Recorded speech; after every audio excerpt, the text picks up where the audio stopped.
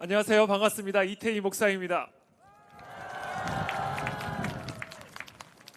사람이 한 평생을 살아가면서 가정이 주는 축복을 누리지 못하고 사는 것만큼 참으로 많은 것을 놓치고 살아가는 삶은 없을 것입니다. 우리가 가정에서 위로를 받지 못한다면 도대체 어디에서 위로를 받을 수 있을까요? 술집에서 위로를 받을 수 있을까요? 우리가 가정에서 행복을 경험하지 못한다면 도대체 이 세상 어디에서 참된 행복을 경험할 수 있을까요? 행복한 가정은 행복한 삶의 가장 필수적인 조건입니다. 국민 개개인이 행복한 가정 안에서 행복한 삶을 누릴 수 있어야 사회가 건강해지고 나라가 부강해질 수 있는 것입니다. 건강한 나무에서 건강한 열매를 맺을 수 있듯이 건강한 가정으로부터 건강한 나라가 나옵니다. 그러므로 가정을 지키는 것이 곧 나라를 지키는 것이요, 나라를 지키기 위해서는 우리의 가정을 반드시 지켜내야만 하는 것입니다. 그리고 그것이 우리 개개인의 삶을 행복하게 지킬 수 있는 길입니다. 이 땅의 가정을 지키기 위해서는 먼저 결혼이 무엇인가를 이해해야 합니다. 결혼이란 무엇입니까? 결혼에 대해서 가장 먼저 알아야 할 사실은 결혼이란 옛 성인들의 지혜의 산물도 아니요, 문화의 산물도 아니라 태초에 하나님이 만드신 제도라는 사실입니다. 그래서 그 안에는 신성함이 있습니다. 하나님께서 창조하신 이 결혼이라는 제도 안에는 다음에 세 가지 요소가 담겨져 있습니다. 첫째는 성별의 조건입니다. 하나님이 자기 형상, 곧 하나님의 형상대로 사람을 창조하시되 남자와 여자를 창조하시고 성별의 조건을 결혼 안에 담아두셨습니다. 둘째는 수적인 조건입니다. 이러므로 남자가 부모를 떠나 그의 아내와 합하여 둘이, 한 남성과 한 여성, 이 둘이 한 몸을 이룰지로다. 수적인 조건을 담아두셨습니다. 마지막으로 셋째는 성적인 결합입니다. 아담과 그의 아내 두 사람이 벌거벗었으나 부끄러워하지 아니하리라. 한 남성과 한 여성 사이의 성적인 결합을 통하여 두 사람이 한 몸을 이루는 신비를 경험하게 되는 것입니다. 그런데 이 신비를 경험하게 될 때 우리는 또 다른 신비를 경험하게 되는데, 그것은 바로 생명을 잉태하게 되는 신비입니다. 그래서 아빠와 엄마 그리고 자녀들이 가정이라고 하는 한 울타리 안에서 서로 간의 깊은 사랑의 유대감 가운데 한 몸을 이루게 되는 신비를 경험하게 되는 것입니다. 그리고 우리는 이 가정 공동체 안에서 이 세상 어디서도 맛볼 수 없는 사랑과 위로, 행복을 경험하게 되는 것입니다. 바로 이와 같은 행복한 가정 생활이 우리의 건강하고 창조적인 사회 질서의 주춧돌이 되는 것입니다. 그런 의미에서 공산주의자들이 이 땅의 거룩한 성윤리를 파괴하고자 하는 것은 하나님이 창조하신 이 결혼의 신성함을 파괴하고자 하는 것이요, 행복한 가정과 행복한 나라의 뿌리를 뽑고자 하는 반국가적인 반역 행위인 것입니다. 공산주의자들은 국민들의 사유재산을 박탈하고 이 땅의 공산주의 전체주의 혁명을 완수하기 위해서 교회 해체와 더불어 반드시 가정 해체를 이루어내야 한다라고 주장합니다. 이와 같은 공산주의자들의 가정 해체 전략을 성정치라고 부릅니다. 성을 정치적인 도구로 삼아 거룩한 성윤리를 파괴하고 하나님이 창조하신 이 신성한 가족 질서를 무너뜨림으로써 가정의 자리를 국가가 대신 차지하고 부모의 자리를 국가 공무원이 대신 차지하는 것입니다. 한마디로 성윤리의 파괴를 통한 가족 해체, 그리고 가족 해체를 통한 사회 해체, 바로 이것이 이 땅의 공산주의자들의 자유와 인권 그리고 행복 추구권이라는 미명하에 추구하고 있는 사단적이고 반국가적인 계략이요, 그와 같은 계략을 성정치라고 부르는 것입니다. 차별금지법이나 학생인권조례 등은 바로 이와 같은 성정치의 일환입니다. 그러므로 차별금지법을 막아내어 이 땅의 거룩한 성윤리를 지켜내는 것이 바로 이 나라를 지켜내는 일이요, 저 양의 탈을 쓴 공산주의 전체주의 세력들과 맞서 싸워 그들을 이 땅에 다시는 발붙이지 못하게 하는 것이 우리의 가정과 우리의 자녀들을 위해, 그리고 그들이 살아가게 될 우리의 조국 대한민국을 위해 한국교회가 생명을 걸고 싸워야 할 거룩한 싸움, 거룩한 전쟁인 것입니다. 공산주의 사상의 세 가지 DNA가 있습니다. 첫째는 거짓, 둘째는 폭력, 그리고 셋째는 음란입니다. 공산주의자들에게 거짓과 폭력 그리고 음란은 항상 있을진데 그 중에 제일은 음란입니다. 공산주의 사상은 19세기부터 약 100여 년간 변태적인 진화를 거듭한 후 1960년대부터 미국에서 각종 사회문화운동으로 그 옷을 갈아입고 새롭게 등장하게 됩니다. 첫째는 바로 성해방운동입니다. 1960년대 미국에서 시작된 성해방운동은 전 세계로 급속히 확산돼 인류의 전통적인 도덕관념, 특히 전통적인 가정관념과 성도덕에 치명적인 타격을 주었습니다. 둘째는 페미니즘 운동입니다. 1960년대 미국의 대표적인 페미니즘 운동가인 베티 프라디는 미국의 전통적인 가정을 평안한 수용소라고 부르며 가정이야말로 여성 억압의 근원이라고 주장했습니다. 따라서 현대 여성들은 남편을 돕고 아이를 가르치는 이 거짓된 만족감에서 뛰쳐나와 가정 밖에서 진정한 자아를 실현해야 한다라고 주장했습니다. 셋째는 이혼권과 낙태권 운동입니다. 1960년대에 이르러 전통적인 혼인관념이 급속히 타락하면서 결혼의 신성함을 부인하고 결혼을 세속적인 단순 계약으로 그 격을 떨어뜨리기 시작했습니다. 특별히 페미니스트들은 전통 가정이 여성을 억압하는 도구이기 때문에 억압받는 여성들이 그 가정의 굴레에서 벗어날 수 있는 유일한 길은 바로 이혼이라고 주장했습니다. 또한 이들은 성관계를 부부간으로 제한할 필요가 없다고 여겼습니다.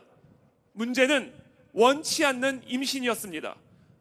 물론 피임이라고 하는 방안이 있기는 하지만 피임은 언제나 실패할 수 있으므로 피임 실패의 보완 수단이 필요했는데 그것이 바로 낙태였습니다. 페미니스트들은 내 몸은 내 권리라는 주장을 내세워 여성은 태아를 낳을 것인지 죽일 것인지 스스로 결정한 권리가 있다라고 주장했습니다. 자신들의 자유로운 성생활을 위해 태아를 죽일 수 있는 권리를 주장하기 시작한 것입니다. 1960년대부터 본격적으로 시작된 이와 같은 문화 운동들은 가정에 대한 전통적인 가치관을 끊임없이 약화시켰고 결과적으로 미국의 건강한 사회 질서를 크게 흔들어 놓기 시작했습니다. 그리고 그것의 최대 피해자는 다름 아닌 그들의 다음 세대들이었습니다. 연구 결과에 따르면 아버지 없이 한 부모 가정에서 자란 청소년은 자신감 부족, 무단결석, 학교 중퇴, 조기 성생활, 조기 임신, 폭력 조직 가입, 교도소 수감, 마약 복용, 가출, 성적 학대 등 여러 가지 부정적인 행동 양상을 보이게 됩니다. 그리고 이 모든 것들이 결국에는 건강한 사회 질서를 심각하게 위협하는 상황을 초래하게 되었습니다. 행복 추구권, 자유와 인권이라는 미명하에 진행되고 있는 공산주의자들의 성정치는 결국 가정의 신성함을 파괴하여 부모들은 가정을 버리게 만들었고 자녀들은 가정을 떠나게 만들었습니다. 그리고 그렇게 병든 가정은 결국 우리의 건강한 사회를 병들어가게 만들었습니다. 자, 그렇다면 이와 같은 사회적인 문제에 대한 그들의 처방은 무엇이었을까요? 그것은 바로 강력한 복지 정책이었습니다. 한마디로 병 주고 약 주는 것입니다. 그러나 사실 이 약은 병을 낫게 해주는 약이 아니라 병을 더 악화시키는 독약입니다. 미국의 헤리티지 재단 보고서에 따르면 빈곤 가정과 한 부모 가정을 돕는다는 명목으로 내세운 복지제도는 도리어 빈곤 가정을 늘렸고 한 부모 가정을 지속적으로 늘렸습니다. 그리고 한 부모 가정에서 자란 아이는 더욱 쉽게 빈곤에 빠지게 되었고 결과적으로 복지에 더욱 의존하게 되는 악순환의 고리를 만들어 내었습니다. 이와 같은 복지와 빈곤, 빈곤과 복지의 악순환은 공산주의자들의 또 다른 목표와 맞물리게 됩니다. 그것은 바로 높은 세율을 통해 국민들의 삶을 전면적으로 통제하는 것입니다. 복지는 100% 국민 세금으로 운영됩니다. 그러므로 높은 복지 수준을 유지하기 위해서는 결국 더 많은 세금을 국민들로부터 거두어 들여야만 합니다. 결국 높은 수준의 복지 제도는 몰수에 가까운 상속세, 가족이 저축할 여유 자금을 거의 허용하지 않는 소득세 정책으로 가족의 재산 상속을 사실상 불가능하게 만듭니다. 그런 식으로 국가 권력은 국민들의 사유재산을 강탈하고 그런 식으로 국가 권력에 대한 국민들의 의존도를 계속해서 높여가는 것입니다. 국가 권력에 대한 국민들의 의존도가 높아지면 높아질수록 국민들의 자유는 제한을 받을 수밖에 없게 되는 것입니다. 한마디로 전체주의 사회로 가는 지옥의 문이 활짝 열리게 되는 것입니다. 가정 파괴로 인하여 사회는 병들고 병든 사회를 고치기 위한 명목으로 높은 수준의 복지 정책을 내세우고 그러나 높은 수준의 복지 정책은 병든 사회를 고쳐주기는커녕 오히려 고질적이고 만성적인 병으로 그 병세를 더욱 악화시켜 더 이상 복지를 의지하지 않고는 살 수 없는 복지 중독 사회로 만들어 버리는 것입니다.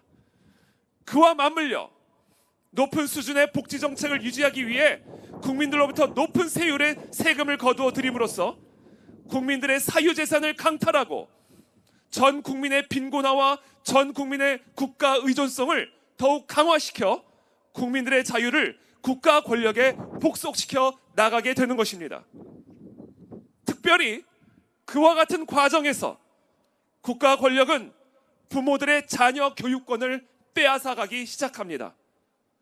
2006년 9월 유럽 인권재판소는 독일에서 홈스쿨링을 불법화했습니다.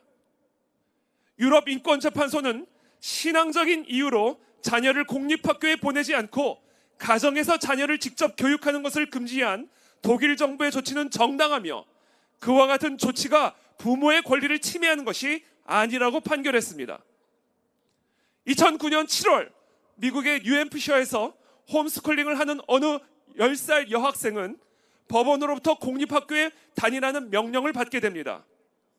판사는 어머니의 완고한 신앙적인 교육으로부터 벗어나 이 여학생이 자신에게 필요한 가장 적합한 세계관을 직접 선택할 수 있도록 돕기 위해서 홈스쿨링보다 공립학교의 교육 환경이 더 유익하다라고 판결 이유를 설명했습니다.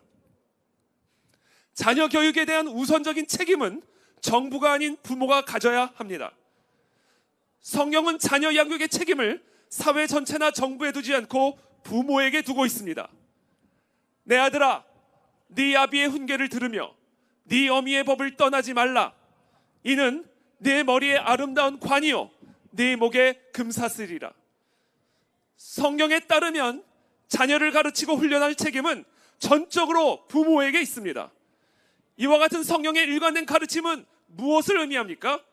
첫째, 정부가 아닌 부모가 자기 자녀를 교육할 최선의 방법을 결정할 수 있는 자유를 가져야 함을 의미합니다. 둘째, 부모는 자녀를 자신의 도덕적 행동가치, 신앙적 가치를 반영하는 학교에 보낼 자유와 권리가 보장되어야 함을 의미합니다. 그러나 이와 같은 성경적 가르침은 부모로부터 어린 자녀를 빼앗아 부모의 신념에 어긋나는 선전 내용을 세뇌시키려는 공산주의 국가정책과는 정반대가 되는 것입니다. 바로 이런 이유 때문에 공산주의자들에게 가정은 교회 다음으로 그들의 정치적인 이상에 방해가 되는 장애물이요, 그래서 이들은 성정치를 통해 가정을 해체하는 일에 혈안이 되어 있는 것입니다. 저는 이 시간 우리가 함께 마지막으로 우리의 나라와 민족과 가정을 위해서 함께 합심하여 기도하기를 원합니다. 살아계신 하나님, 이 나라 민족의 가정을 지켜 주시옵소서. 우리의 다음 세대들을 보호하여 주시옵소서. 이 땅의 교회를 지켜 주시옵소서. 하나님의 영광을 드러내는 거룩한 나라, 온 열방 위에 뛰어난 민족이 되게 하여 주시옵소서. 주여 한번 부르짖고 기도합니다. 주여!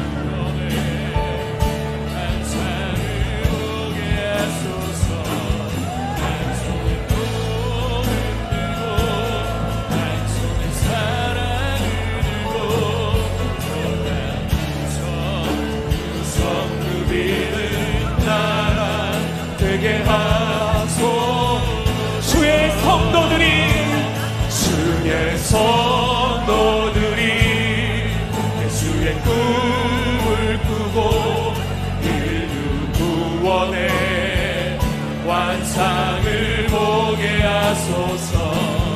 한 손에 복음 들고 한 손에 사랑을 들고 온갖 구성 누리는 나라 되게 하소서.